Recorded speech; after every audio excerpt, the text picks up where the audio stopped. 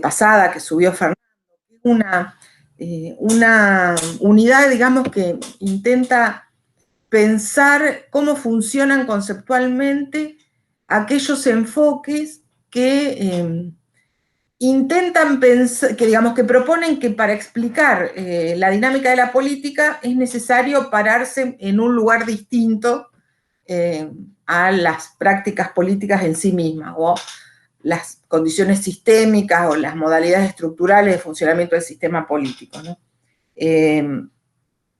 La idea sería pensar en términos de un tipo de análisis que intenta suplementar, diríamos, el análisis de la política con una función que funcione como una especie de matriz de las relaciones políticas, ¿no?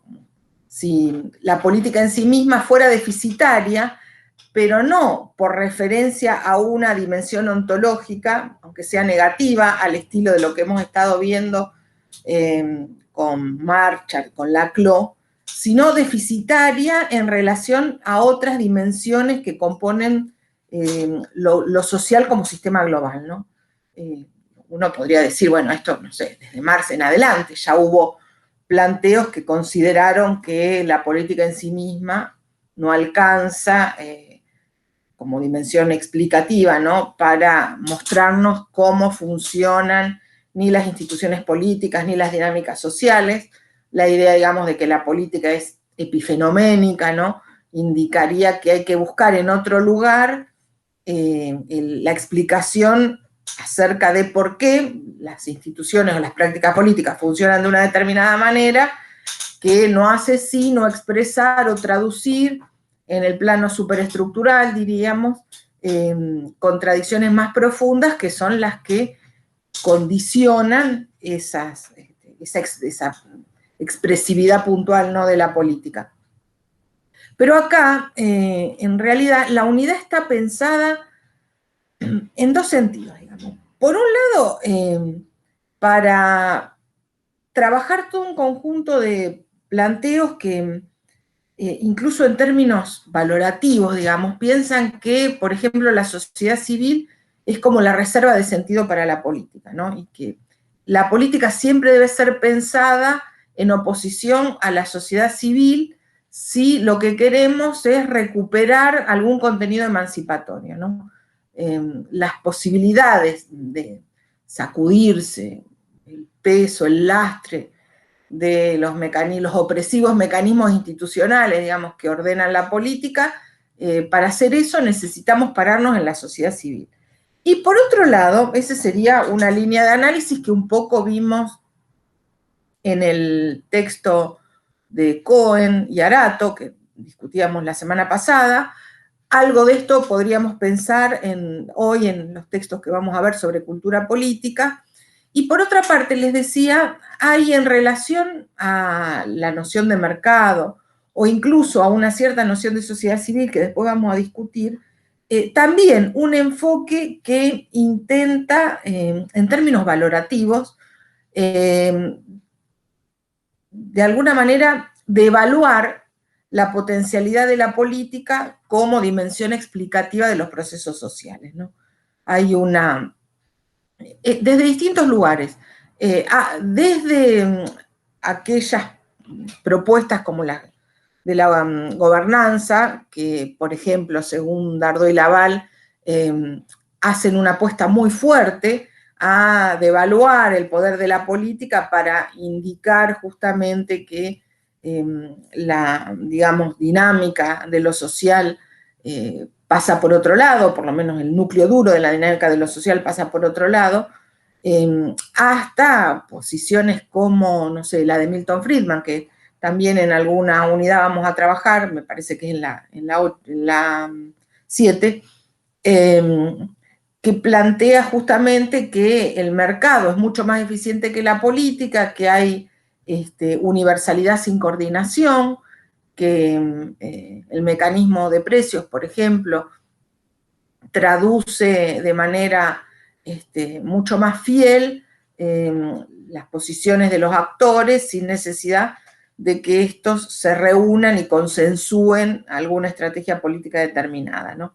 Entonces, la idea era por un lado, pensar desde qué lugares se puede proponer un enfoque sobre la política que ponga el eje en, digamos, en dimensiones alternativas, ya sea suplementarias o complementarias, ¿no?, de la práctica política, ya sea que pensemos que hay otras dimensiones de análisis que refuerzan el abordaje de los fenómenos políticos, ya sea que pensemos en la clave del liberalismo más duro, que digamos, la explicación más contundente sobre los fenómenos sociales en realidad pasa por un lugar distinto al de la política, y además esta perspectiva conceptual se convierte en una dimensión a la vez valorativa, normativa, propositiva, ¿no? Es el punto de apoyo para una serie de propuestas que aspirarían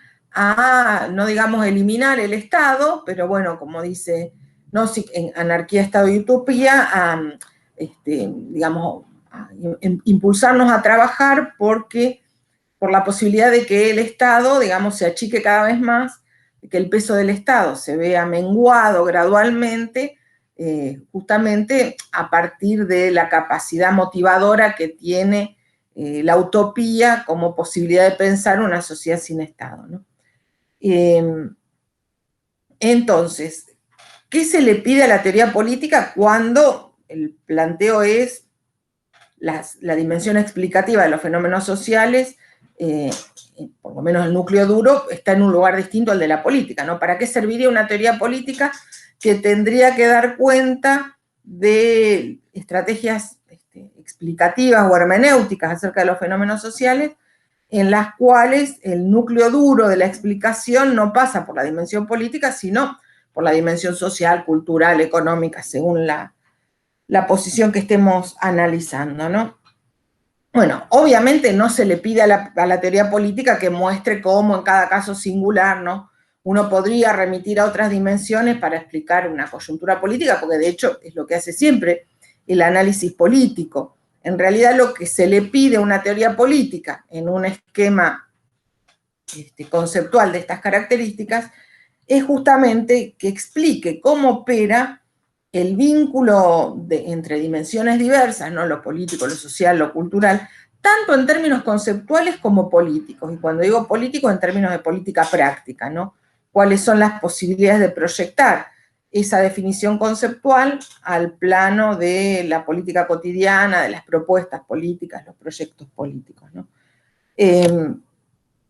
Hay una idea de que el núcleo duro, digamos, de la apuesta de una por la construcción de un orden diferente está, digamos, en la sociedad civil y no en el plano de la política. Pensaba, por ejemplo, Foucault, cuando trabaja las revoluciones de la modernidad y las plantea como, bueno, rebeliones de contraconducta, y dice lo que hay en el trasfondo de estos movimientos es un reclamo por ser gobernados de otro modo.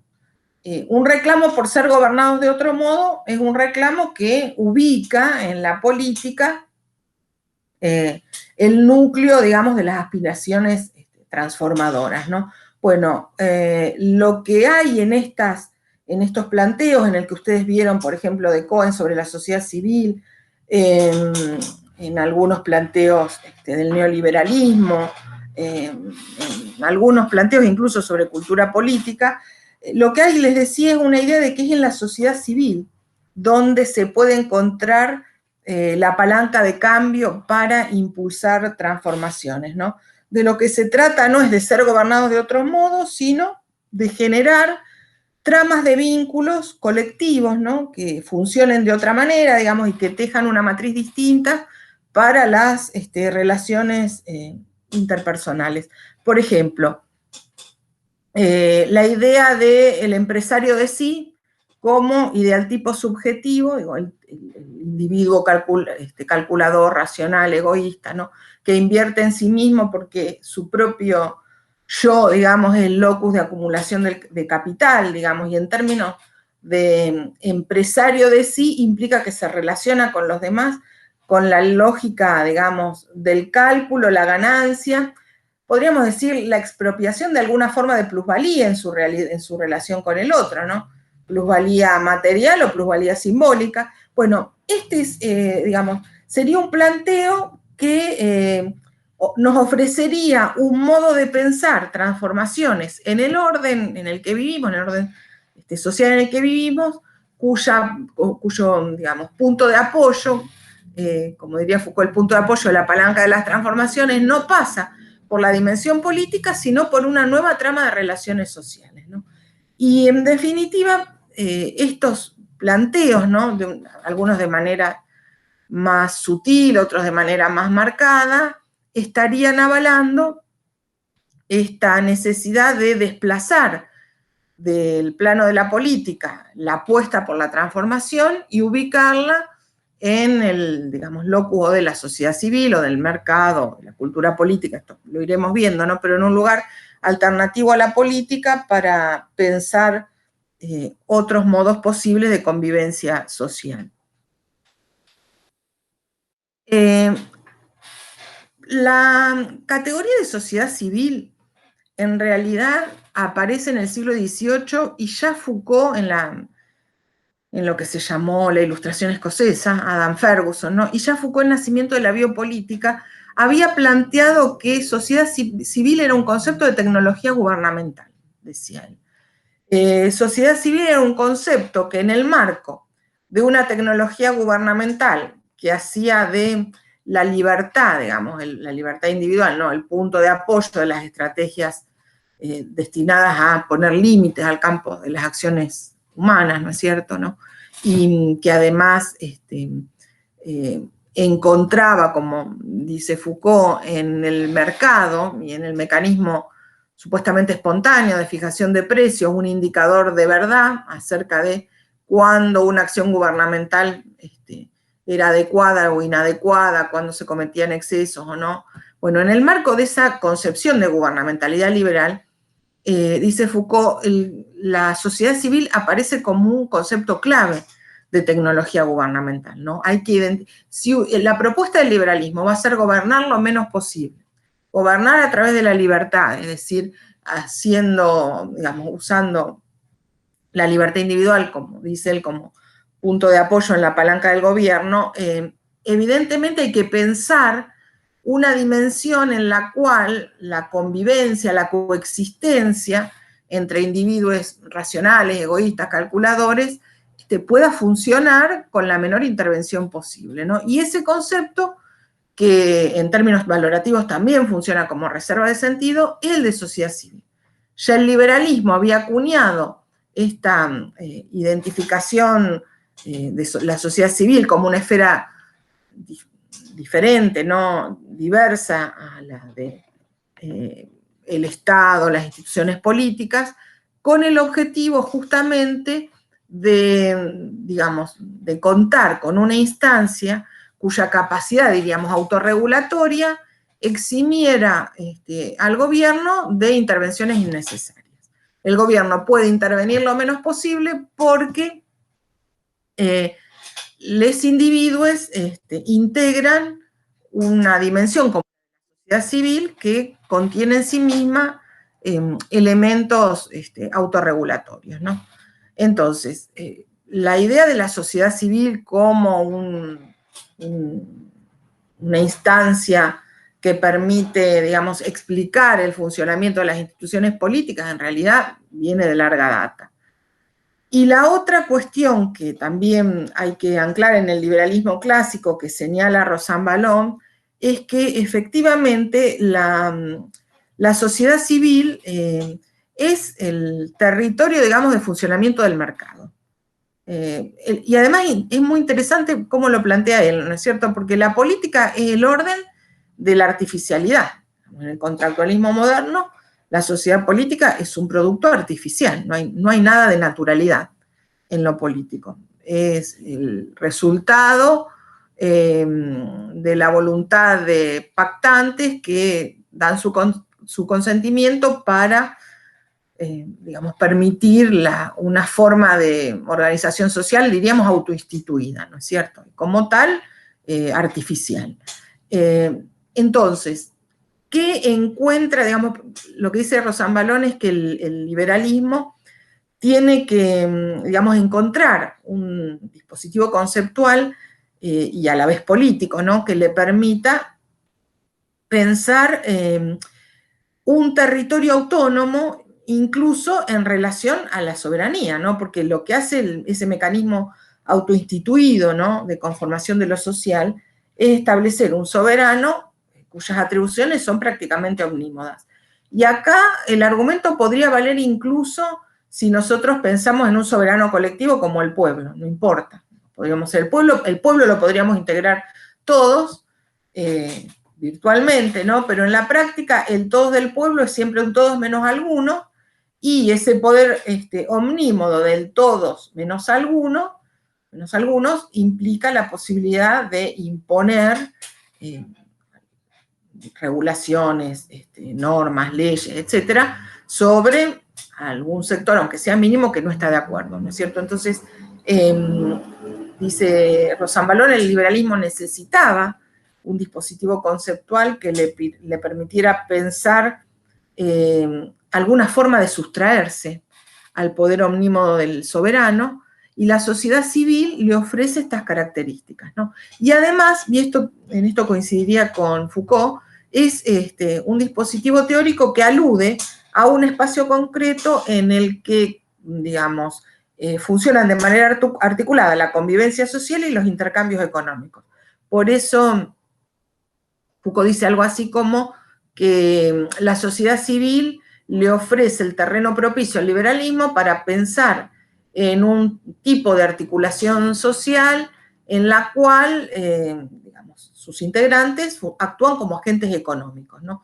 Y que el problema con el que se enfrenta, digamos, con el que se enfrentan las teorías contractualistas modernas en general, ¿no?, y las teorías de la soberanía, es que en esos, digamos, en esos individuos concretos que pueblan el espacio social, en realidad convive la doble situación de agente económico, ¿no?, y sujeto de derecho. Y ese es un problema que el liberalismo va a tener que resolver. Pero lo cierto es que me parecía interesante, ¿no?, plantear esta coincidencia con una diferencia en el tiempo mínima. La primera teorización sobre este tema de Rosanvallón se produce más o menos al mismo tiempo en el que Foucault está dictando su curso Nacimiento de la Biopolítica, donde desarrolla esta idea de que, digamos, de la sociedad civil como un concepto de tecnología gubernamental que forma parte de la lógica de la gubernamentalidad liberal, ¿no?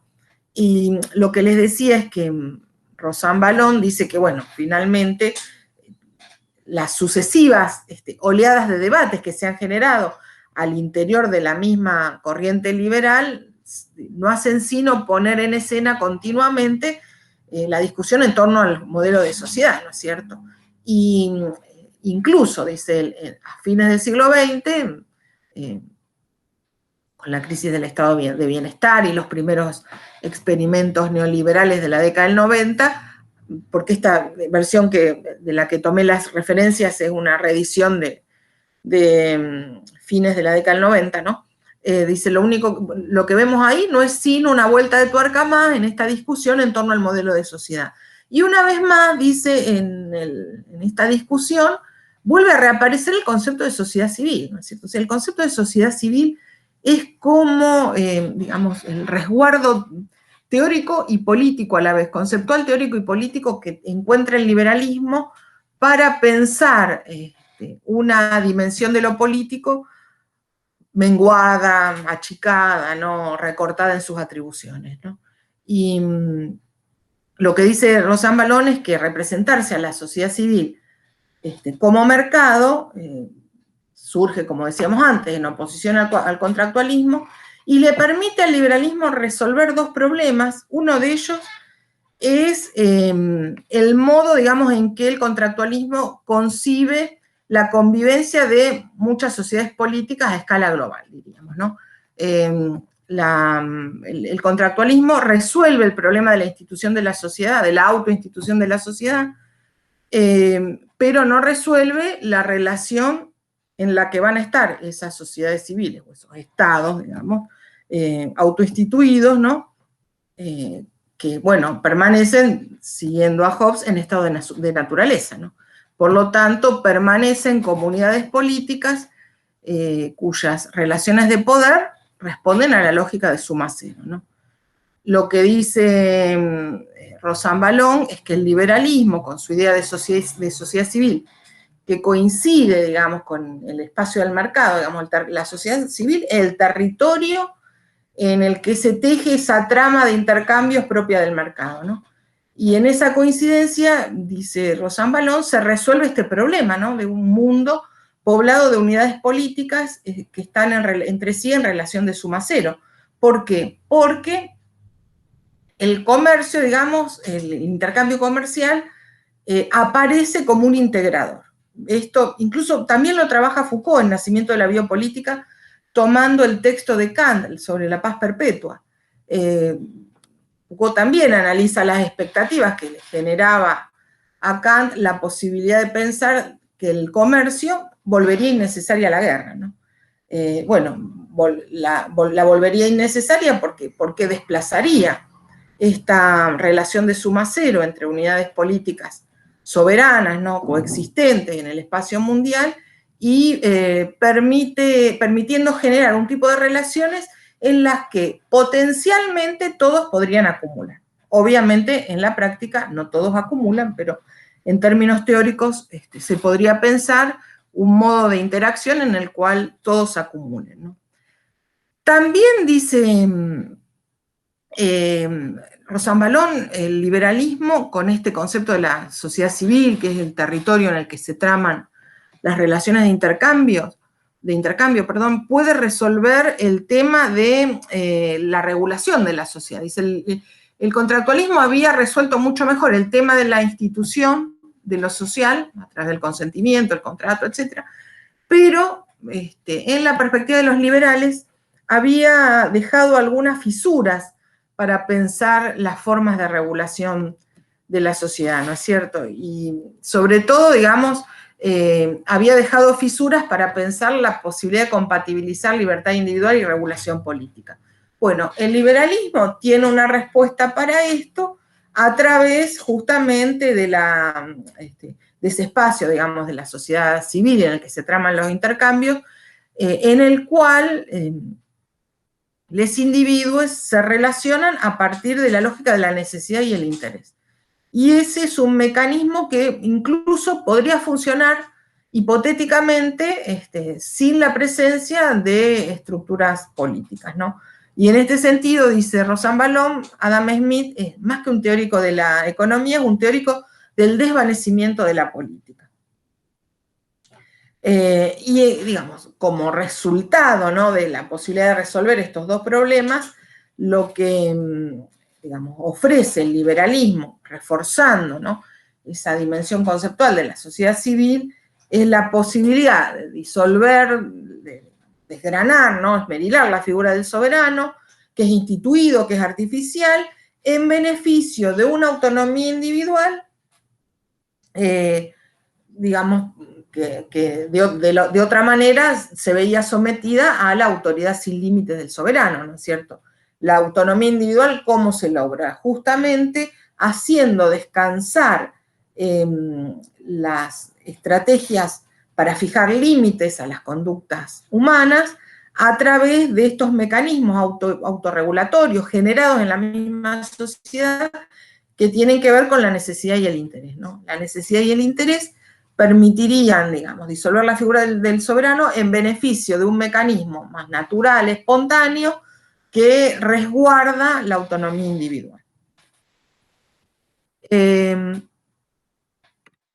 Para ir cerrando un poco esta cuestión, ¿no?, y pasar al otro concepto que nos permitiría después analizar la política desde otro lugar, como es la dimensión cultural, el planteo de Cohen y Arato, entonces, que es un poco lo que más tomó Fernando para la clase que subió la semana pasada, ¿qué estaría marcando? Estaría marcando una especie de, digamos, de reconfiguración de un planteo que sintoniza bastante bien con lo que venimos diciendo, aunque esté propuesto con el objetivo de potenciar la posibilidad conceptual y política de los movimientos sociales, ¿no?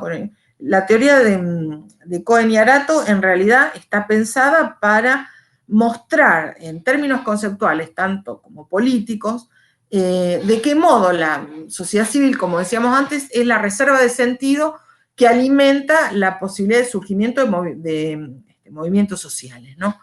Y en este sentido, ¿qué plantean? Que la sociedad civil tiene una dinámica propia que le es inherente, ¿no es cierto? Que a la vez que alimenta el campo de la política, lo recorta, le pone límites, ¿no? Tanto en su dimensión institucional como digamos, en la lógica tensional, ¿no? Propia de cualquier forma de interacción colectiva.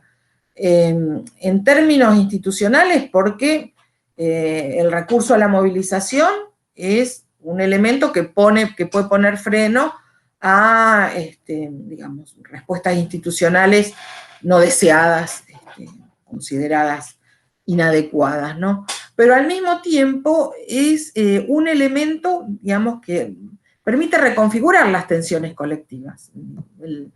Si el campo de la política, retomemos la fórmula laclausiana, ¿no? Es el campo estructurado en torno al antagonismo, ¿no? Si en el campo político lo que define articulaciones y equivalencias o diferencias posibles pasa por la dinámica del antagonismo, la sociedad civil en realidad tiene además esa capacidad de ponerle algún límite al antagonismo, ¿no? De generar formas de interacción colectiva superadoras del antagonismo, ¿no? Como la dinámica propia del campo de la política. Hay posibilidades de resolver en el seno de la sociedad civil tensiones generadas en el plano de la política que la propia política no alcanzaría a resolver. Por otra parte, ¿cuál es el valor, digamos, del concepto de sociedad civil en el marco de esta teoría, o de esta teoría política, digamos, ligada a la reconceptualización de la sociedad civil? Es, dicen los autores, ¿no? Es una especie de vínculo paradigmático. La sociedad civil, o el modo en que la sociedad civil reordena todo el campo de las relaciones políticas, funciona como una especie de paradigma, en el sentido literal de la palabra, digamos, como un ejemplo a partir del cual se puede iluminar o construir un conjunto problemático más vasto, ¿no? Entonces, sociedad civil es un concepto paradigmático que, digamos, permite a través de ejemplos puntuales construir e iluminar, digamos, conjuntos problemáticos más vastos.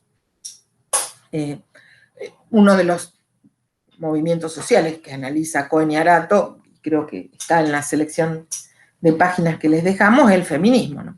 Efectivamente, el feminismo podría ser un caso puntual de articulación de energías colectivas que permite iluminar el modo en que se podría, digamos, desde la sociedad civil, golpear las estructuras institucionales del sistema político en vistas a objetivos, digamos, establecidos por el movimiento, ¿no? El modo en que, digamos, a través del concepto de sociedad civil iluminamos o interpelamos la lógica del feminismo es paradigmático. ¿Por qué? Porque permitiría, digamos, proyectar ese esquema analítico a conjuntos problemáticos más vastos.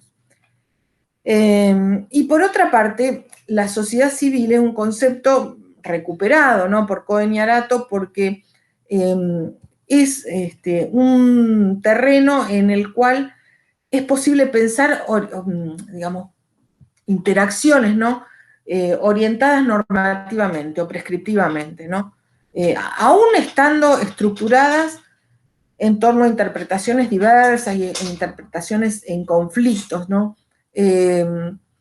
¿Por qué la sociedad civil es una reserva de sentido? Porque el tipo de, digamos, de interacciones que promueve pueden estar ligadas a compromisos éticos, ¿no? Si nosotros pensamos la perspectiva del liberalismo que ya hemos visto en Rawls en relación al Estado. El Estado tiene que ser éticamente neutro o prescindente, digamos, no puede recomendarle a los ciudadanos la elección de una u otra determinada filosofía comprensiva, ¿no es cierto? En cambio, el terreno de la sociedad civil admite la posibilidad de generar articulaciones normativamente orientadas, ¿no? Con compromisos éticos, ¿no? Que estructuran incluso interpretaciones diferentes y confrontadas sobre el mundo, pero que son muy activas, ¿no? A la hora de pensar el cambio. No sé si hasta acá hay alguna pregunta. Estas primeras filminas, digamos, eran para presentar un poco el sentido de la unidad y repasar elementos de la primera clase. Y ahora ya entraríamos a la cuestión de la cultura política. Por eso hago una pausita y les pregunto si tienen alguna pregunta para hacer. Yo, Lali. Graciela. Sí, Graciela, decime. En cuanto al liberalismo político, sería que la articulación de la sociedad civil estaría dada a través de las transacciones de tipo económicas. A ver, estarían dadas a través de las transacciones interindividuales, en las cuales depende, digamos, qué vertiente teórica, la matriz económica es un punto de apoyo real o, lo que diría Foucault, un eidos, un esquema conceptual, digamos. No importa si estamos pensando, si lo que ubicamos en la sociedad civil es estrictamente un tipo de intercambios económicos, lo que importa es que la estructura modélica del intercambio económico sirve para explicar otras formas de interacción. Esa sería la idea, sobre todo en el neoliberalismo. El neoliberalismo, la potencia que tiene, podríamos decir, se liga a su capacidad de proponernos pensar toda la dinámica de interacciones colectivas sobre el eidos, diría Foucault, el esquema conceptual del mercado, de la competencia, el intercambio, ¿no? Y entonces te doy ejemplos que aparecen en el texto de Dardot y Laval que después vamos a leer, ¿no? Entonces uno piensa, no sé, una escuela para sus hijos, dice Dardot y Laval, con el esquema costo-beneficio que aplicaría a cuando se compra un auto. Evalúa, digamos, con el mismo esquema, ¿no? ¿Cuánto pago por mes? ¿Qué oportunidades laborales tendría mi hijo cuando salga de la escuela, ¿no? Por ahí, para el liberalismo del siglo XIX, la economía era un punto de apoyo real, ¿no es cierto? Y como dice Foucault, el problema que tenía el liberalismo es que se encontraba con que ese espacio de la sociedad civil, que el liberalismo presuponía poblado de agentes económicos, al mismo tiempo, digamos, hacía coincidir en cada uno de esos agentes económicos la matriz del sujeto de derecho, ¿no? Entonces tenía ese problema, ¿no? De cómo trabajar con la tensión, ¿no? Cómo trabajar con la tensión entre un espacio, una sociedad civil, en la cual cada individuo funciona a la vez como agente económico y sujeto de derecho. En el neoliberalismo, dice Foucault, dice Rosambalón sobre los finales del libro, hay una posibilidad de pensar el esquema económico como, decía antes, como esquema conceptual, como matriz conceptual, más allá de que el tipo de intercambio que estemos analizando no sea estrictamente económico. Pero esa matriz conceptual, ese esquema, o eidos, como le dice Foucault, tiene el potencial explicativo para volver inteligibles otro tipo de interacciones económicas, interacciones sociales, como las que hay cuando, no sé, uno inscribe a un hijo en una escuela, como cuando uno plantea cuestiones en relación a estilos de vida. Una de las cosas que analizan Dardot y Laval es que los estilos de vida se han convertido, digamos, en elementos de capitalización. Esta idea del empresario de sí mismo, ¿no? Individuos que acumulan en sí mismos formas distintas de capital, ¿no? Simbólico, cultural, económico, biológico, podríamos decir, biológico, que va desde un cuerpo esbelto, hoy diríamos un cuerpo sano, ¿no? Nunca tan apropiado como en este escenario pensar la salud como una forma de capital biológico frente a la pandemia. Bueno, hay también estilos de vida que se, digamos, adoptan en función de este cálculo costo-beneficio, ¿no? Y en ese sentido, la cuestión sería que no es, digamos, a ver, lo económico no atraviesa la sociedad civil por su contenido, sino por sus formas, podríamos decir. O no solo por su contenido, sino también por su forma.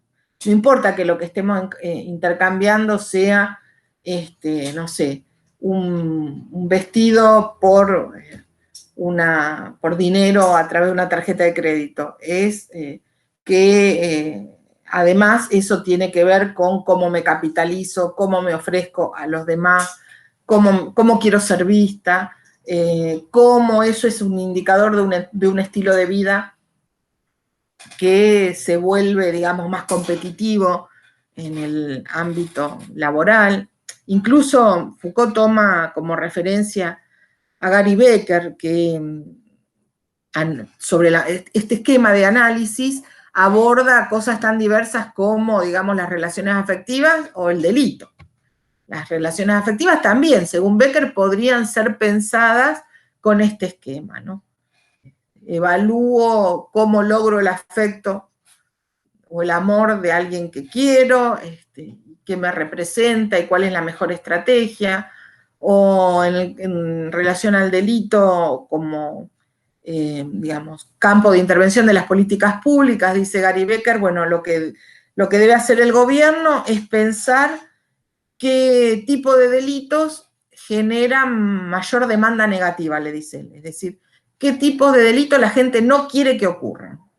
La gente no quiere que no quiere que le arranquen la cartera cuando va caminando por la calle, no quiere que le roben la bicicleta, pero no le importa si Vicentín sacó un crédito de 1.000 millones en el Banco Nación y no lo pagó. Ese tipo de delitos no le importa menos, pareciera. Entonces, todas las estrategias, digamos, de seguridad deben estar destinadas a esos delitos en relación a los cuales hay mayor demanda negativa, ¿no? Y esto, bueno, es un esquema también económico, es un esquema costo-beneficio, es un esquema acumulativo, y en ese punto la economía le provee a esta estrategia no tanto el contenido como la forma. No sé si se entiende, Graciela. Sí, Leli, lo entendí perfectamente. Lo que pasa es que por ahí, como lo estudiamos a Rawls dentro del neoliberalismo, es como que no me cierra esta posición con la de Rawls, que me parece que él ve la articulación de la sociedad civil de otra manera, pero bueno. No, pero yo me refería, perdón, el ejemplo de Rawls lo puse en relación a la presidencia ética del Estado. No, yo creo que Rawls encaja en este modelo. Yo siempre digo que Rawls en el fondo es un teórico del estado de bienestar. No tiene que ver con esta vertiente, si vos querés, hipereconomicista, ¿no? Aunque sea en su forma, ¿no?, que ofrece el neoliberalismo. Perdón, no quise decir eso. Puse el ejemplo de Rawls en relación a los movimientos sociales como reserva ética normativa, en un contexto en el cual lo que están analizando Cohen y Arato es un orden estatal que se plantea a sí mismo prescindente en cuestiones éticas o morales, que es un poco el planteo de Rawls, sí, eso sí, es rawlsiano, ¿no? Y entonces, frente a la dimensión político-estatal, que se presenta a sí misma como prescindente en cuestiones éticas, la sociedad civil conserva esa posibilidad, digamos, esa capacidad de acumular sentidos en función de poder constituirse en reserva de valores éticos, por ejemplo, o normativos, ¿no? A eso me refería. Sí, ahora me cerró, gracias. No hay por qué. Bueno, no sé si hay otra pregunta, si no avanzamos sobre el otro concepto que pretende suplementar a la política, que es, bueno, el que teníamos para la clase de hoy. Bueno, de última sigo, si se les van ocurriendo preguntas o intervenciones, me paran, y si no, bueno, después cuando cerramos para hacer la pausita, abrimos un poco la discusión. Los estudios sobre cultura política en relación son estudios de larga data. De hecho, en uno de los textos que ustedes tenían para leer, que es el de Schneider y Abenburg, las autoras plantean que efectivamente hubo muchos trabajos en perspectiva de cultura política montados sobre los paradigmas tradicionales, ¿no? Los paradigmas dominantes de la sociología contemporánea. Weber, Parsons, Durkheim. Y efectivamente, me parece que, bueno, yo quería retomar algunas cuestiones de Weber que me parece que sientan precedente, ¿no? A la hora de pensar cómo puede funcionar el concepto de cultura política para iluminar los procesos de construcción institucional, digamos, o la dimensión estructural del proceso de formación del Estado, de los estados modernos, ¿no es cierto?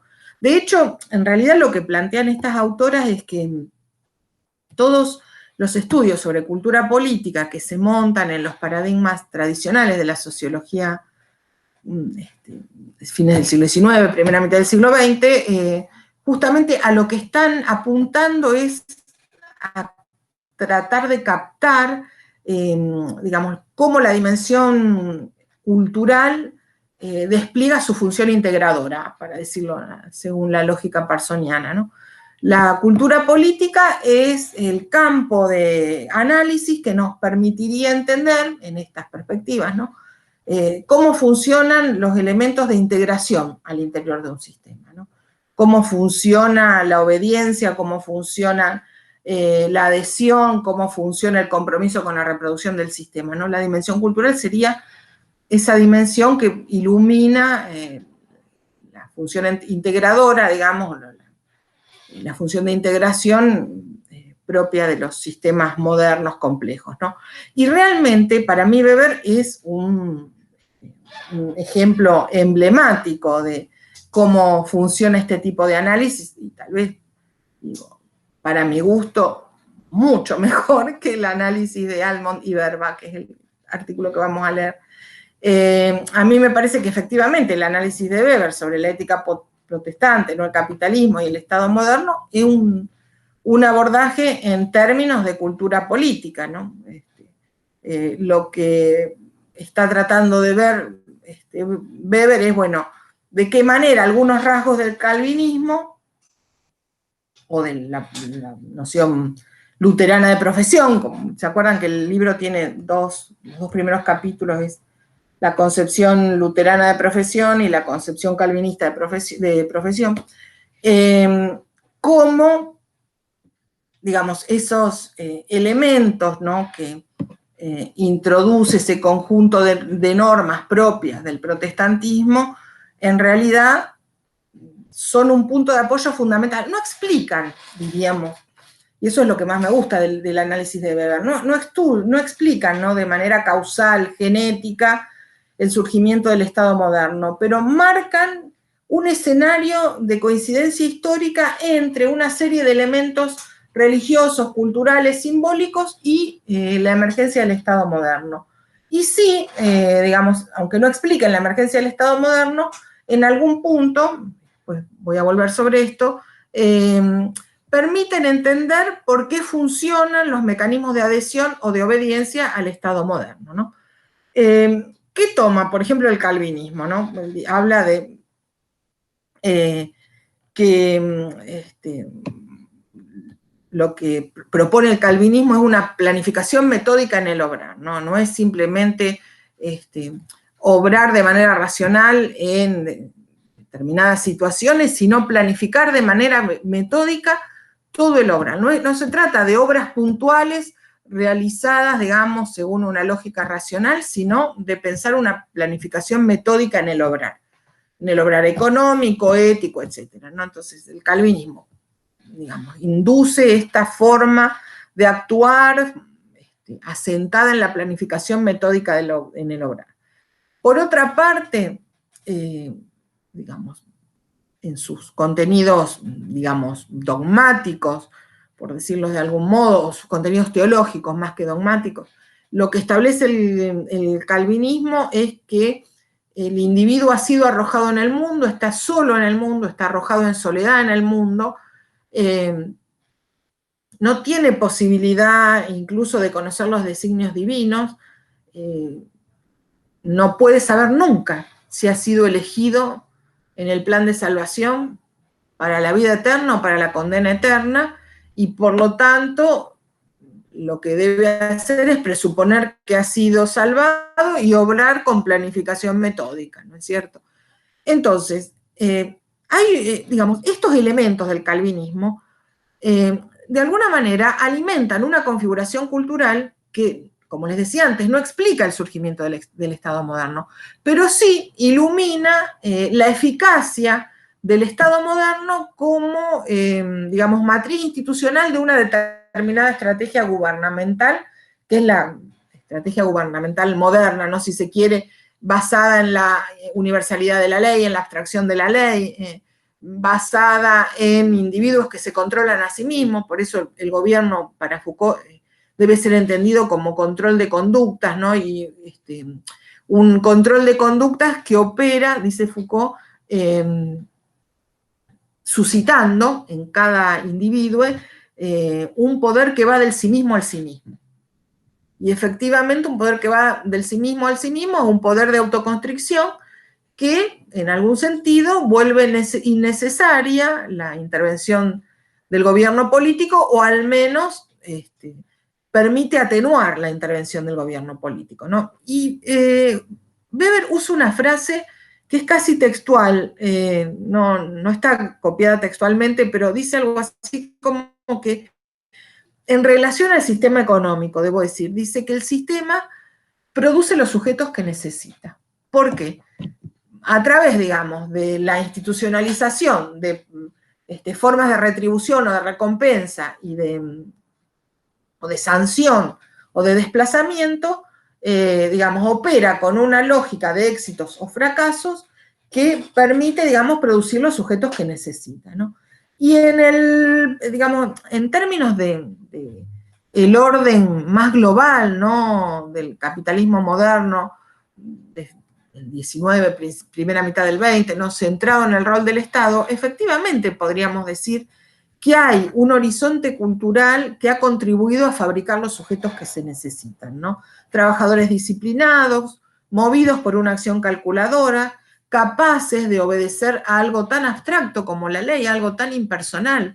No es lo mismo obedecer a una figura visible, digamos, obedecer una disposición emanada, digamos, o soportada por un cuerpo visible. No es lo mismo obedecer a un cura que te dice vení todos los domingos a misa, no es lo mismo obedecer a un patrón que te dice que tenés que quedarte después de hora, a obedecer a la ley. Incluso, fíjense, teniendo en cuenta que uno de los principios del sistema jurídico moderno es que uno no puede aducir desconocimiento a la ley para excusarse de su incumplimiento. O sea que uno debe obedecer incluso a aquellas leyes que no conocen, ¿no es cierto?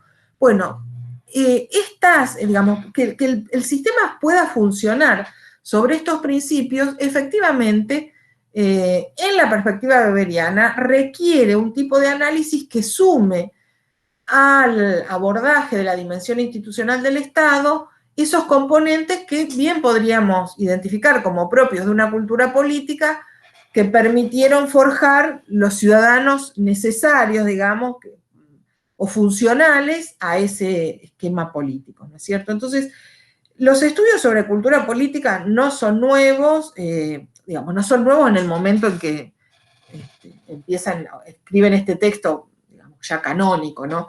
Almond y Verba tienen tras de sí un recorrido significativo, y para mí tienen en Max Weber un mojón ineludible, como les decía, para mi gusto, mucho más interesante que la propia propuesta de Almond y Verba, ¿no? ¿Cómo entienden cultura política Almond y Verba? ¿De qué nos están hablando cuando proponen pensar la cultura política? Bueno, cultura política, dicen Almond y Verba, refiere a un conjunto de orientaciones específicamente políticas, posturas, dicen, relativas al sistema político y a sus elementos, así como actitudes relacionadas con la función de uno mismo dentro de dicho sistema político, ¿no? Orientaciones que, de alguna manera, nos permiten identificar la posición que cada uno de nosotros tiene en el marco de un determinado sistema, de un determinado régimen, ¿no es cierto?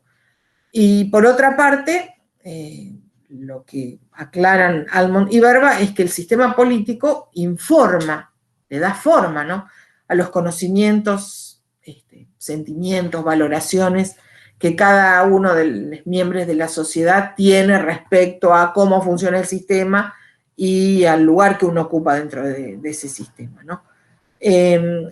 Y por otra parte, hay una particular distribución, dice los autores, ¿no?, de las pautas de orientación de las conductas hacia los objetos políticos. Hay una distribución que varía según el contexto, la época, ¿no es cierto?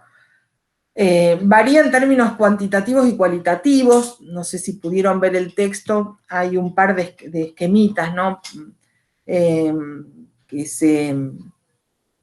digamos, funcionan como un cuadro de doble entrada, ¿no?, en los cuales la forma, digamos, de medir, podríamos decir, el estándar de cultura política que identificaría una determinada sociedad es cuantitativa, digamos, con una lógica binaria de 0 o 1, ¿no?, sí o no, por sí o no, pero es cuantitativa, e incluso cuando analiza la cuestión, digamos, de la lealtad al sistema, de la dinámica de funcionamiento, la obediencia, etcétera, trabaja con el más y el menos, ¿no?, como identificadores del ideal tipo al cual está queriendo caracterizar. Bueno, eso da cuenta de que efectivamente esas orientaciones, específicamente políticas, esas orientaciones que permiten que nuestras conductas definan un determinado curso de acción en relación al sistema político, ¿no?, al modo en que funciona ese sistema y al modo en que uno mismo se concibe dentro de ese sistema, tienen distribuciones diferentes, ¿no? A ver, la lealtad no se distribuye, la lealtad al sistema no se distribuye de la misma manera en función de cuán aventajada o desaventajada sea la posición de un miembro de la sociedad en relación al sistema, ¿no es cierto? No sé, la capacidad de conocer cómo funciona el sistema, digo, dado que ahora vamos a ver esto, cuáles son las dimensiones de estas orientaciones, ¿no? No se distribuye de la misma manera. Digamos. El conocimiento sobre el funcionamiento del sistema no se distribuye de la misma manera. De hecho, uno podría identificar matrices clasistas de distribución de conocimiento sobre el funcionamiento del sistema. Evidentemente, hay un mejor conocimiento del funcionamiento del sistema cuando uno ocupa, digamos, posiciones socialmente más beneficiosas, ¿no es cierto? Eso también sería discutible, ¿no es cierto? Hay una distribución... A ver, la primera cuestión que debía haber dicho, este texto es del 63, era otro mundo, claramente. El mundo en el que estaban pensando Almond y Verba, al cual le aplican la categoría de cultura política, no tiene nada que ver con las sociedades contemporáneas, ¿no es cierto? Lo que vamos a tratar de hacer es ver si, bueno, este esquema de análisis de la cultura política puede iluminar las prácticas de las sociedades contemporáneas.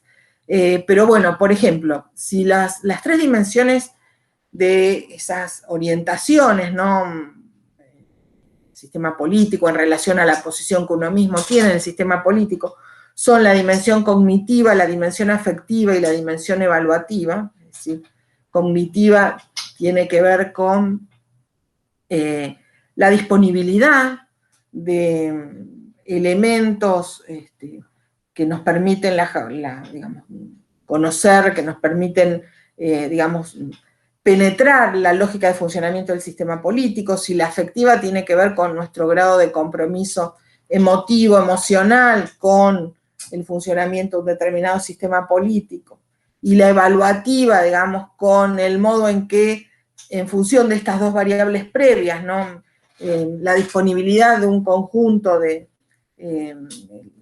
conocimientos, saberes, información, podríamos decir, y el modo en que me vinculo con un determinado régimen político me hacen evaluar el funcionamiento, ¿no?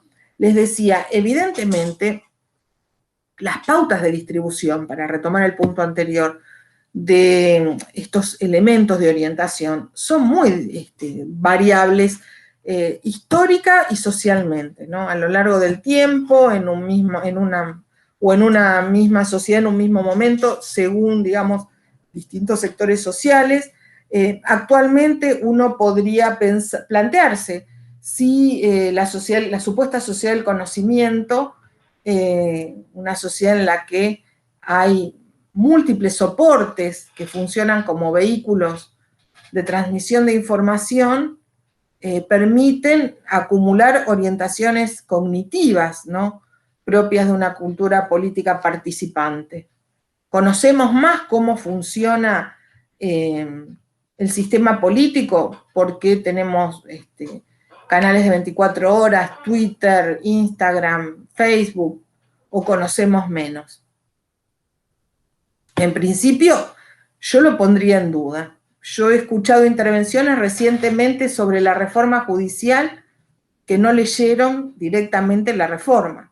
No, no es un ejercicio inabarcable para alguien que reclama que su voz sea escuchada públicamente, ¿no? La reforma tiene 48 páginas. Se puede leer perfectamente, digo, un periodista, un político debería tener la obligación de leerla antes de intervenir. Entonces, digo, en el plano de la acumulación cognitiva de orientaciones estratégicas, no podríamos decir necesariamente que la multiplicación de canales que funcionan como vehículos de circulación de datos, ¿no? de información, etcétera, permitan pensar una orientación cognitiva con mayor capital, diríamos, acumulado, ¿no? Con mayor cantidad de elementos a la hora de posicionarse, juzgar cómo funciona el sistema, digamos, evaluar, ¿no? No solo cómo funciona el sistema, sino cómo funciono yo al interior del sistema, cuál es mi posición al interior del sistema, ¿no? Respecto de las cuestiones afectivas también, ¿no es cierto? Estoy pensando creo que ya les he comentado un artículo, una ponencia, que bueno, ahora fue finalmente publicada como artículo, de Gabriel Giorgi, que es doctor en letras, especialista en crítica literaria, ¿no? Y que trabaja formas alternativas de narrativas, como por ejemplo los emoticones y todas estas cosas, ¿no?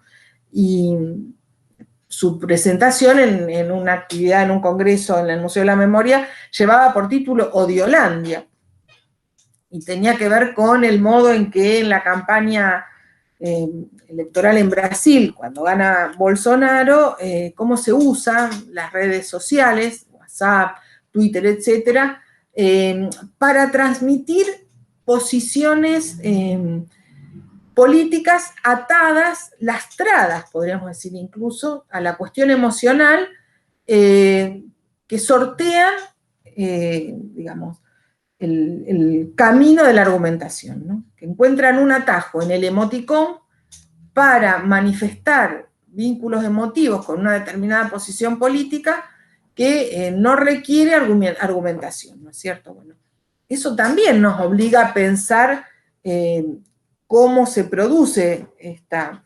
digamos, particular distribución de orientaciones estratégicas de la conducta, ¿no? En una determinada cultura política, en un escenario como el de las sociedades contemporáneas, la sociedad de la información, etc. Y obviamente todo esto incide, ¿no? en orientación evaluativa, está como muy teñida por el peso de la dimensión cognitiva y afectiva, ¿no? ¿Por qué a Almond y Verba les interesaba digamos, este atajo por la cultura política, si ustedes quieren, a la hora de pensar tanto el funcionamiento institucional del sistema político como las relaciones interindividuales alojadas, ¿no?, en el sistema político? Bueno, porque les parece que este es un concepto que permite, digamos, articular la dimensión subjetiva con la dimensión estructural de la política. A través de la cultura política, un concepto bisagra, digamos, un concepto mediador entre la dinámica de funcionamiento de las instituciones y las representaciones, las imágenes, las valoraciones que los individuos tienen en torno al funcionamiento de esas instituciones, ¿no?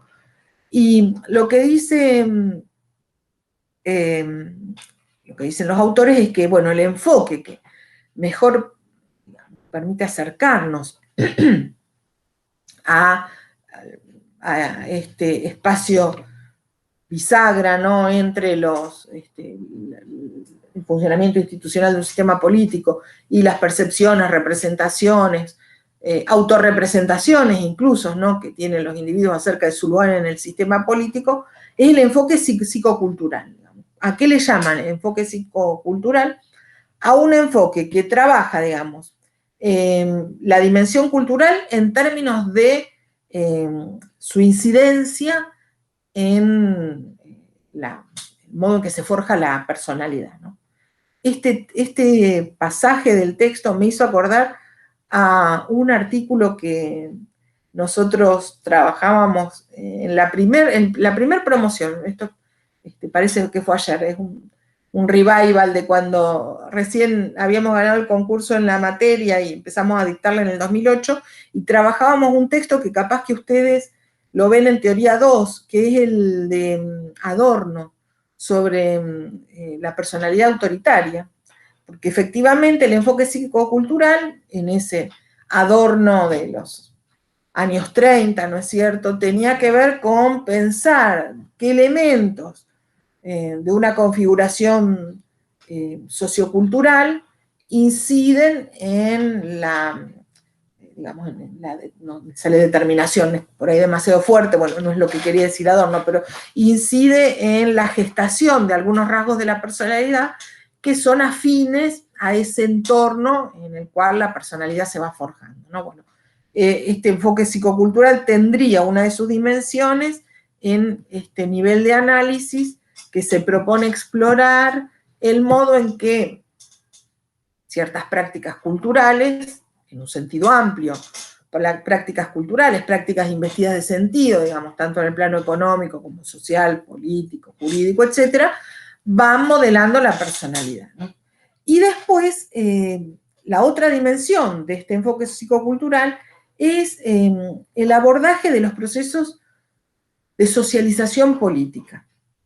¿De qué hablan Almond y Verba cuando aluden a los procesos de socialización política? Los procesos digamos, a través de los cuales a lo largo de la vida y sobre todo a partir de la primera infancia, digamos, entre la primera infancia y la salida de la adolescencia, los inicios de la juventud, digamos, los individuos son, digamos, educados, son interpelados a través de determinadas nociones políticas, no sé, democracia, participación, igualdad, ¿no? La socialización tendrá que ver, o autoridad, jerarquía, por ejemplo, ¿no?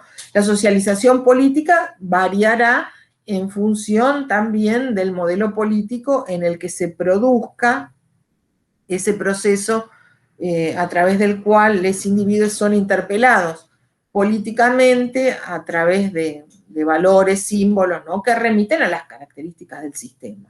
En una cultura política autoritaria será interpelado a través del concepto de autoridad, jerarquía o subordinación. En una sociedad participante, le dirían Almond y Verba, o democrática, será interpelado a través de los conceptos de igualdad, solidaridad, fraternidad, etc. Ahora bien, dentro, digamos, de las alternativas posibles que pueden ser analizadas con el concepto de cultura política, el concepto de cultura política sería un concepto más abarcador que permitiría analizar muchas variantes, podríamos decir, de culturas políticas diversas, ¿no? Dentro de esas variantes hay una particular que le interesan a Almond y Verba, que es la cultura cívica, que es un tipo específico, ¿no?, de cultura política que estaría en la base o en el núcleo, digamos, de las posibilidades contenidas en una sociedad democrática o participante, ¿no? Hay, digamos, la cultura cívica es una modalidad singular de cultura política, pero es la modalidad más adecuada, si ustedes quieren, más apta a la hora de pensar en la consolidación de sistemas políticos democráticos, ¿no? ¿Y en qué, digamos, consiste la cultura cívica? Bueno, es una variedad, como les decía, específica de cultura política en la que, dicen, por un lado, se verifica una ambivalencia producto de la mezcla entre modernización y tradición en los escenarios en los que se ha producido. Es una cultura ambivalente en la cual los procesos de modernización han podido sellar algún tipo de vínculo con algunas formas de la tradición que son las que funcionan de manera más apropiada para sostener un sistema político democrático, ¿no? Cultura cívica, básicamente, para Almond y Verba, se desarrolla específicamente en el mundo angloamericano. Las regiones respecto de las cuales podemos decir, sin lugar a dudas, que lo que hay, digamos, y lo que se ha desarrollado desde la temprana modernidad es una cultura cívica, son básicamente Inglaterra y luego Estados Unidos, ¿no? Y efectivamente, cuando Almond y Verba hacen la radiografía de la sociedad inglesa, describen muy bien esta ambivalencia, ¿no?, producto de una mezcla entre modernidad y tradiciones. Digo, la tradición es, por ejemplo, la tradición de la deferencia, digamos, el respeto ritualizado a las jerarquías sociales, sobre todo a la aristocracia, ¿no es cierto? Y la modernidad, la modernización, ¿con qué tendría que ver? Con la expansión del sufragio, con las instituciones representativas, con lo que hoy llamaríamos accountability, digamos, con la necesidad de que los que ocupan cargos públicos rindan cuentas, ¿no?, de las decisiones políticas que toman. Bueno, ¿y por qué, digamos, esta tensión ambivalente, ¿no?, esta convivencia en situación de ambivalencia entre estos dos elementos son importantes para pensar una cultura cívica? Porque lo que necesitan justificar Almond y Verba es que, digamos, es posible fortalecer sistemas democráticos en los cuales la obediencia funcione sin demasiados obstáculos, ¿no? Sistemas democráticos en los cuales, a pesar de que se fundan en el concepto de la igualdad y a pesar de que se les reconocen a los ciudadanos plenos derechos, no hay obstáculos a la hora, digamos, de reconstruir la obligación política. No hay dificultades a la hora de pensar cómo funciona el mecanismo de la obligación política. Son sociedades en las cuales la gente, además de tener derecho, poder expresarlo y manifestarse en condiciones de igualdad, además de todo, obedecen a la ley, ¿no es cierto? Entonces, la cultura cívica, digamos, como una variedad específica de cultura política, es importante para estos autores porque permite pensar en el marco de los procesos de modernización política el desenvolvimiento de sistemas en los cuales los elementos característicos de la modernidad no, digamos, se refuerzan, se retroalimentan incluso sobre la base de la persistencia de elementos que favorecen la obediencia, que favorecen la, digamos, reconstitución del vínculo político, ¿no? ¿Y por qué se producen estas situaciones? ¿Qué ha pasado en esas sociedades que tienen una cultura cívica sólida, arraigada, ¿no? En las cuales la ambivalencia entre modernización y tradición permite pensar sistemas políticos modernos en los cuales, a pesar de que los individuos se reconocen titulares de derecho, están dispuestos a obedecer, mientras se obedezca a una ley, digamos, ratificada por los mecanismos institucionales correspondientes, ¿no es cierto? Bueno, ¿qué ha pasado en las sociedades estas que funcionan de esta manera para que se haya forjado una cultura cívica? Bueno, el análisis tiene un espesor temporal profundo. En realidad, el texto no le pone una fecha, pero cuando trabaja el caso inglés, podemos pensar directamente, digamos, en el siglo XVI, porque arrancan en el absolutismo. El absolutismo inglés, pensemos, con Enrique VIII, ¿no? 1537 creo que es, por ahí. Digo, en una temporalidad muy extensa, desplegada a lo largo de los siglos, ¿qué es lo que detectan Almond y Verba? Bueno, que es una sociedad en la cual se produjo la separación entre la Iglesia y el Estado, sobre todo, digamos, con la Iglesia de Roma, ¿no? Porque en realidad la Iglesia anglicana es una iglesia estatal con la particularidad de que la cabeza de la iglesia es el rey, ¿no es cierto? O la reina en este caso. Son sociedades en las cuales se ha producido un gradual y sostenido fortalecimiento de las clases medias, sobre todo las clases medias ligadas a la expansión de la actividad mercantil, ¿no? Ligadas al comercio. Y son sociedades donde a lo largo del tiempo, en la confluencia de estos elementos, ¿no? Ruptura con la Iglesia de Roma, fortalecimiento de las capas medias, proceso de secularización de la política, con singularidades propias, ¿no? No es lo mismo el proceso de secularización en Francia que en Inglaterra, pero bueno, lo que se ha producido en ese marco es una reconversión de tradiciones plurales propias del mundo tradicional en instituciones modernas.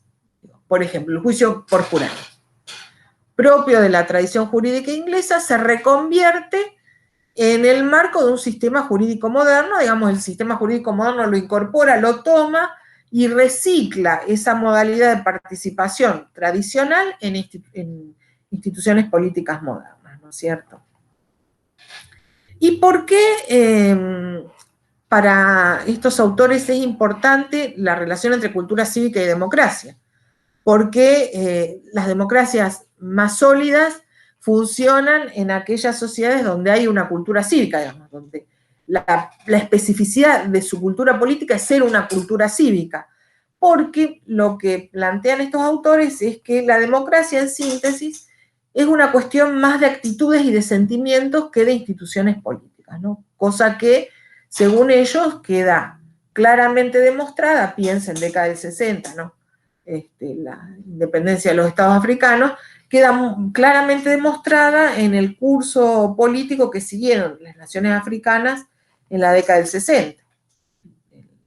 Sociedades en las cuales la fórmula institucional de la democracia por sí misma no alcanzó a soldar los conflictos sociales, no alcanzó a habilitar caminos, digamos, de transformaciones económicas, no alcanzó para arraigar prácticas, digamos, de orientación de las conductas, ¿no? Como decíamos antes, en clave cognitiva, evaluativa o afectiva propia de las sociedades modernas, porque, bueno, porque las soluciones institucionales, de alguna manera, producen una especie de salto en el tiempo, abrevian el tiempo que necesitan esas actitudes y sentimientos propios de la cultura cívica para sedimentar. Entonces, hay como una especie de asincronía, podríamos decir. ¿Se acuerdan que esto lo planteaba Germani cuando analizaba el populismo? No leímos Germani, pero leímos a Laclau leyendo a Germani, lo que decía Laclau, bueno, lo que diagnostica Germani en relación al populismo es una situación de asincronía, ¿no? Donde en la cual algunas dimensiones avanzan de manera acelerada y otras quedan como más rezagadas. Bueno, en el caso de, digamos, las democracias jóvenes, en ese momento, sobre todo las democracias de las naciones africanas después de la independencia, muestran situaciones de asincronía, en las situaciones en las cuales la dinámica institucional avanza más rápido, sortea pasos que la dinámica, digamos, cultural, de los imaginarios, las representaciones, los comportamientos, los valores, requieren otro tiempo, digamos, otros procesos de sedimentación que no son tan veloces como las soluciones institucionales, ¿no es cierto? En este marco hay una tipología de culturas políticas, ¿no?, que proponen los dos autores, ¿no? Hay una trilogía que, digamos, de formas puras, podríamos decir, ¿no?, retomando el esquema aristotélico, ¿no? Hay un modelo de cultura política parroquial que es propia de las comunidades tribales, y una vez más acá el caso de la experiencia africana es una referencia para los autores, ¿no? Hay una cultura política de súbdito que sobrevive en las sociedades contemporáneas, bueno, contemporáneas en ese momento, ¿no?, década del 60, que serían, por ejemplo, las monarquías orientales, los emiratos, qué sé yo. Y hay una cultura de participación que es claramente la de las democracias occidentales, básicamente, como les decía, los modelos idealtípicos, si ustedes quieren, retomando la fórmula weberiana, son los de Inglaterra y Estados Unidos. De hecho, dentro del área europea, Almond y Verba toman como casos de referencia Francia e Italia, pero justamente para mostrar un itinerario completamente distinto, con obstáculos muy diferentes a los que enfrentaron Inglaterra y Estados Unidos, e incluso con soluciones institucionales a veces incluso mixtas, no propias de las formas puras, ¿no?, de las democracias modernas. Y después, dicen los autores, podrían haber tres combinaciones, también, digamos, sobre la base de estas formas puras, ¿no?, por decirle de algún modo. Una primera combinación sería digamos, la cultura política parroquial de súbdito, que se podrían ejemplificar en, por ejemplo, aquellas comunidades tribales en las que se va forjando un liderazgo personalista, ¿no? Y el liderazgo personalista, bajo cualquier formato institucional que pensemos, ¿no? No necesariamente tiene que ser el de la monarquía, pero, digamos, un liderazgo personal, individual, personalista fuerte, genera, digamos, autorrepresentaciones y prácticas de parte de los gobernados que responden a la lógica del súbdito, ¿no?, más que del ciudadano participante, y, digamos, en un juego complejo por referencia al miembro de una comunidad horizontal, donde todos los miembros participan, pero participan con una lógica propia, digamos, del comunalismo, que no remite a la dimensión institucional de la política, ¿no es cierto? Después hay una segunda combinación posible, que es la del súbdito, la cultura política de súbdito y de participación, que para los autores se ejemplifica con claridad en el periodo de la transición europea a la modernidad, digamos, el periodo de transición en el cual se van forjando las instituciones democráticas, ¿no? Bueno, el análisis de la formación del Estado moderno que hace Weber, por ejemplo, ¿no?, que parte del príncipe, el monarca absoluto, ¿no?, al Estado racional. Y después, una parroquial de participación, también, dicen los autores, en algunas naciones africanas de fines de la década del 60 y principios del 70, ¿no?, en las cuales sobre la base de esa lógica comunalista se intenta armar un sistema político de participación, digamos, vehiculizada a través de mecanismos institucionales, ¿no? Puede ser el voto, fundamentalmente el voto, ¿no?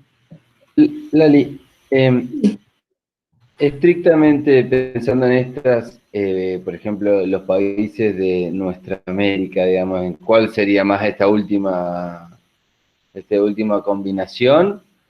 O quizás los autores ni siquiera lo piensan así, Sudamérica sería.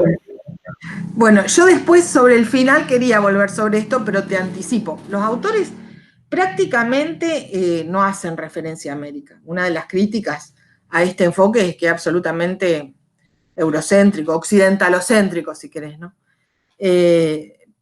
Y por otra parte, en algunos pasajes que me los guardé para leerlos al final, que son unas perlitas, ¿no?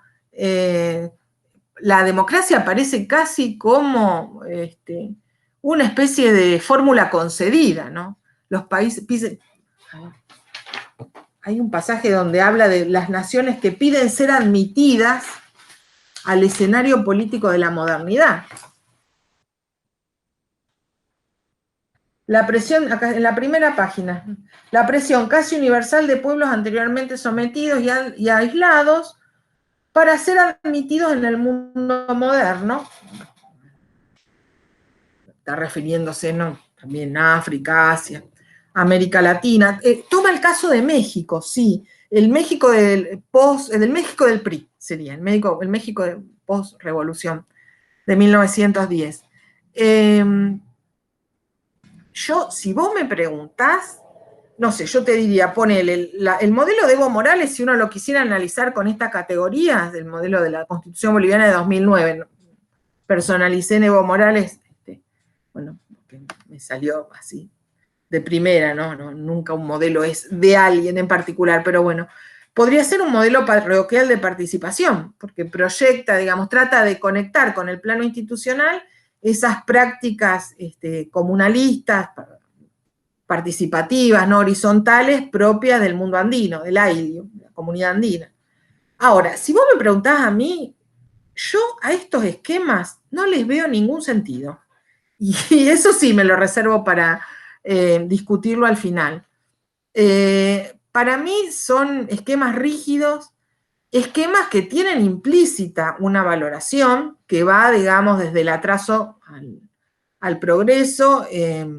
Evidentemente esto no es descriptivo, esto es normativo, prescriptivo, valorativo.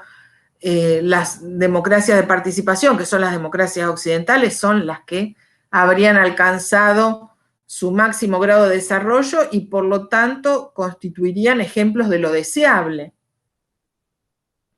Sobre esto pero bueno, lo dejamos para el final. Podríamos decir millones de cosas. Una democracia occidental en la cual un policía le pone una rodilla en el cuello a un negro, ¿qué tiene de deseable? Una sociedad, digamos, democracia occidental, donde los sistemas de salud digamos, tienen una matriz profundamente clasista. ¿Qué tiene de deseable? Digo, esto a mí me parece que es un modelo.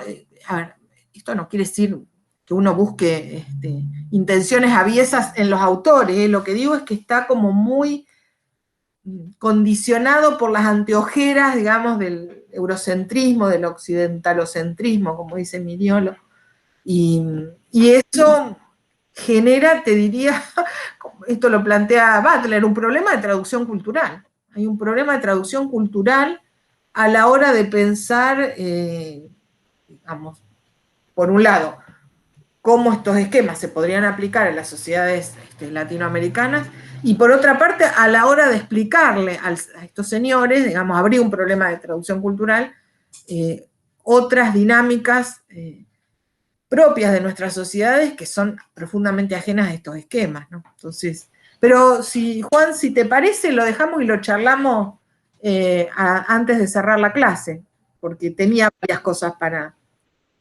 plantear sobre este tema. Excelente, excelente, porque me surgieron varias cosas también, así que Dale. Bueno, a ver si puedo terminar con esto y después, bueno, hacemos la pausa. Por un lado, la otra cuestión que les decía, ¿no? Por un lado, este artículo tiene una primera referencia en un libro del 63, de 1963.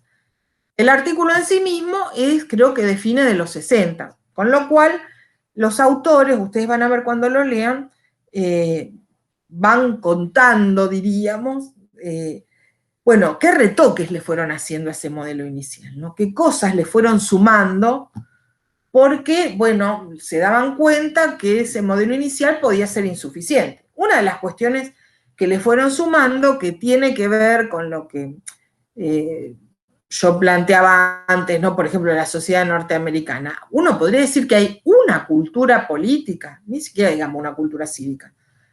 Evidentemente, la cultura política de los chicanos o de los latinos que cruzan el muro, o de los latinos de segunda o tercera generación que sufren, digamos, todos los estigmas de una sociedad profundamente racista, no es la misma que la de los universitarios de la costa este, ¿no es cierto? Entonces, una de las cosas que Almond y Berbat dice que, bueno, habría que sumarle a este esquema inicial es la categoría de subcultura política, ¿no? Para poder captar la heterogeneidad cultural que hay, digamos, en un mismo espacio político. Hay muchos grupos, cada uno con su propias subculturas, diríamos, que coexisten en un mismo espacio político. ¿Y qué es lo que les permitiría a ustedes decir que son subculturas y no directamente una cultura distinta, ¿no?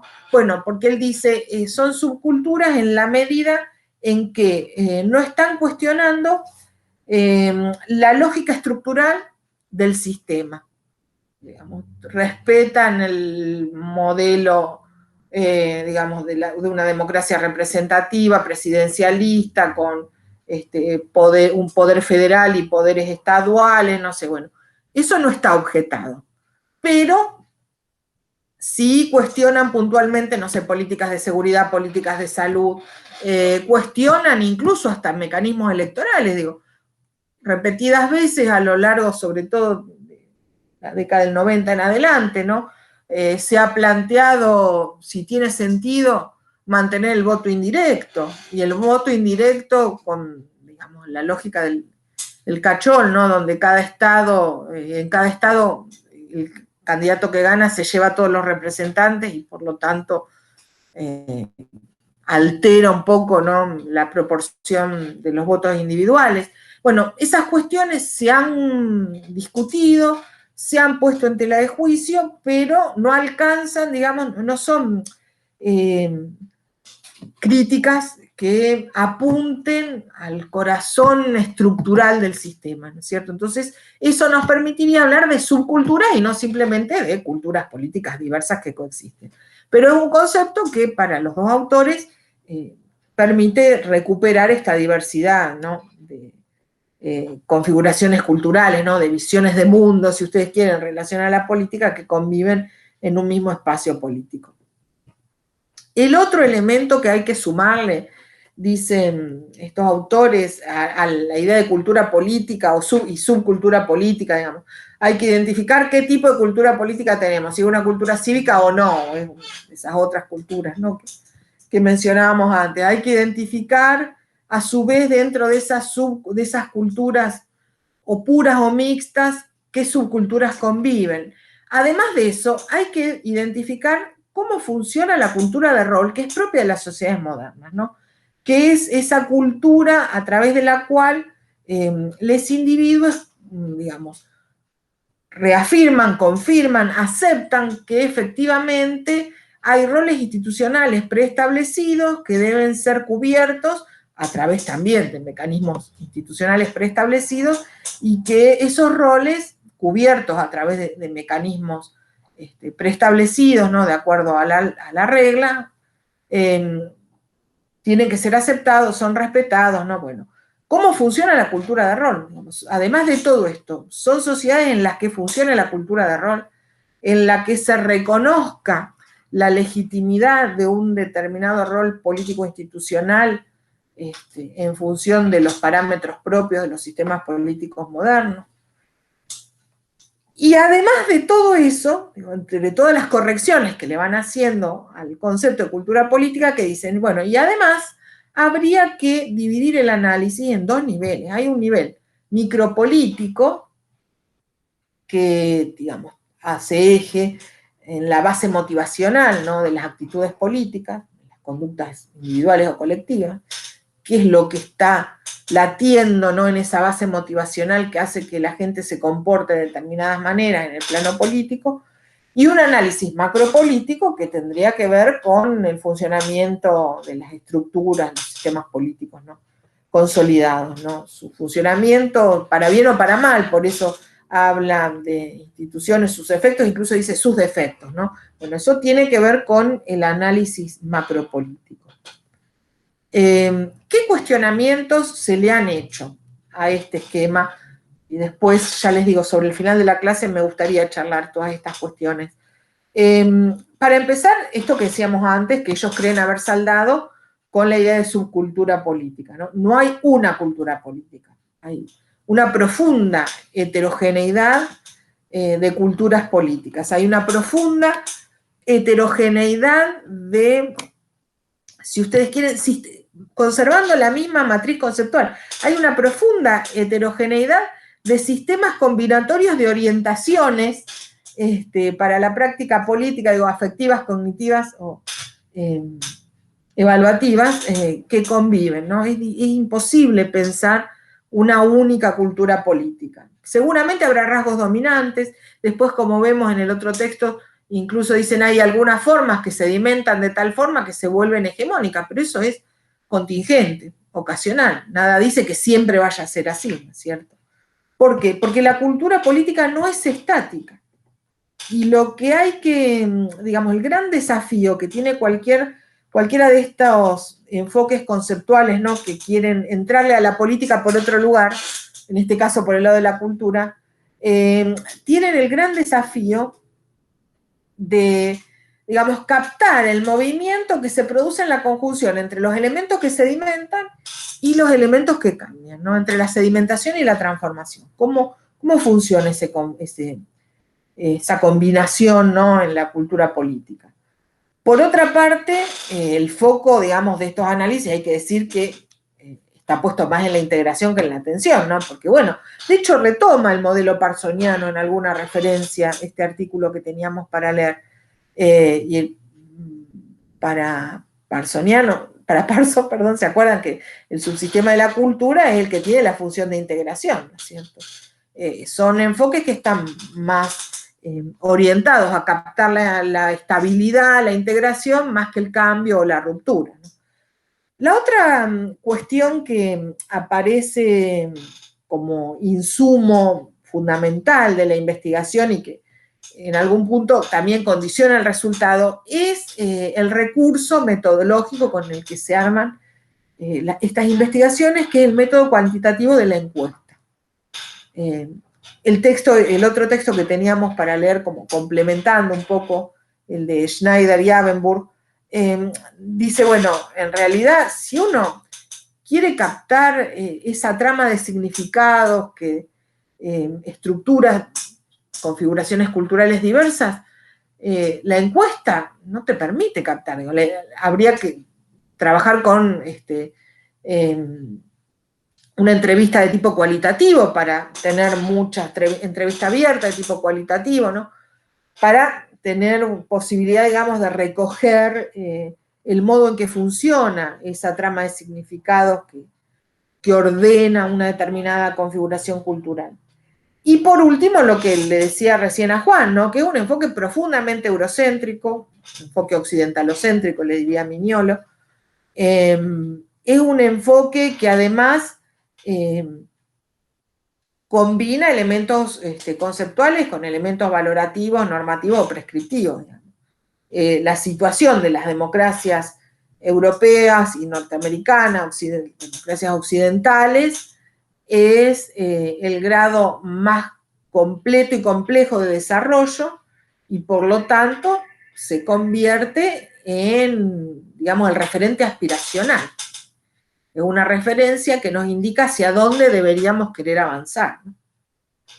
Bueno, con esto sí, acá terminé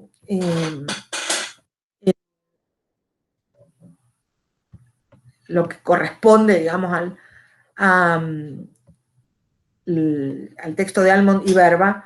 Les decía, ¿les parece que hagamos una pausita? Así me preparo el mate, 10 minutitos, y después